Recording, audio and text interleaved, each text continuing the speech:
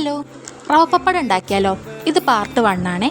1 glass റവയ്ക്ക് 7 glass വെള്ളം. അതായത് നിങ്ങൾ ഏത് ഗ്ലാസ്സിലാണോ റവ എടുക്കുന്നത് ആ സെയിം ഗ്ലാസ്സിൽ തന്നെ 7 ഗ്ലാസ് വെള്ളം. അതാണ് കേട്ടോ കണക്ക്. ആ കണക്ക് മറക്കരുത്. പിന്നെ ഉപ്പ് ആഡ് ചെയ്ത് കൊടുക്കാം. ഉപ്പ് ഒരുപാട് ആഡ് ചെയ്യേണ്ട. ഉണങ്ങിക്കഴിയുമ്പോൾ പപ്പടത്തിന് ഉപ്പ് കൂടി പോകാൻ ചാൻസ് ഉണ്ട്.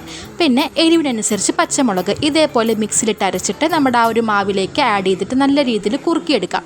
ഹൈ ഫ്ലെയിമിൽ വെക്കണം.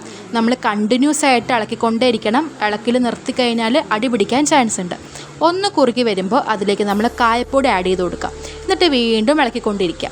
ഈ ഒരു കൺസിസ്റ്റൻസി ആകുമ്പോൾ അതിലേക്ക് നമ്മൾ കറുത്ത എള്ളും അതേപോലെ തന്നെ ജീരകവും കൂടി ഇട്ട് കൊടുത്തിട്ട് ഒന്നും കൂടി ഇളക്കി കൊടുക്കാം. ഫ്ലെയിം ഓഫ് ചെയ്യാം. അതിനുശേഷം സ്പൂൺ കൊണ്ട് ഇതേപോലെ മാവ് കോരി പ്ലാസ്റ്റിക് ഷീറ്റിലേക്ക് ഒഴിച്ചതിന് ശേഷം നമ്മൾ പപ്പടത്തിനെ പരത്തിയെടുക്കുക കേട്ടോ. ഒരുപാട് വലുതും ആവണ്ട, എന്നൊരുപാട് ചെറുതും ആവണ്ട. പാർട്ട് 2 പുറകെ വരുന്നുണ്ട്. സബ്സ്ക്രൈബ് ചെയ്ത് വയ്ക്കാൻ മറക്കരുത്. അപ്പോൾ ടാറ്റാ.